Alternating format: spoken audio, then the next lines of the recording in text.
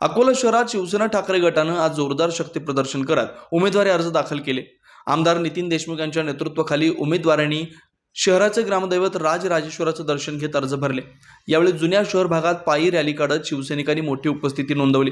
यंदाच्या निवडणुकीत शिवसेना ठाकरे गट अकोला शहरात स्वबळावर 50 जागा लढणार असल्याचं आमदार नितीन देशमुख यांनी स्पष्ट केलं। मात्र निवडणुकीदरम्यान महाविकास आघाडीतील घटक पक्ष एकमेकांना मदत करतील असंही त्यांनी सांगितलं। सुरक्षित, विकसित आणि संपन्न अकोल्यासाठी ठाकरे गटाच्या उमेदवारांना विजयी करण्याचं आवाहन नितीन देशमुख यांनी अकोलेकर जनतेला केलंय।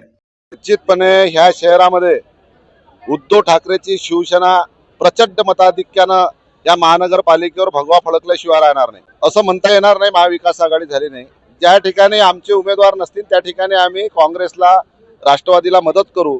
ज्या ठिकाणी राष्ट्रवादी काँग्रेसचे उमेदवार नसतील त्या ठिकाणी ते आम्हाला करणार आहेत। निश्चितपणे या अकोल्यातली जनता या ठिकाणी भ्रष्टाचाराला कंटाळलेली आहे, दहशतवाद्यांना कंटाळलेली आहे। या ठिकाणी या शहरातला तरुण मुलगा मुलगी असुरक्षित आहे।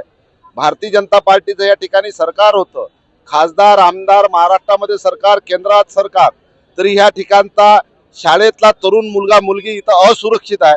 शिवसेना आल्याबरोबर ह्या तरुण मुला मुलींना या ठिकाणी संरक्षण देईल। तुम्ही पाहत आहात विस्टा न्यूज मराठी।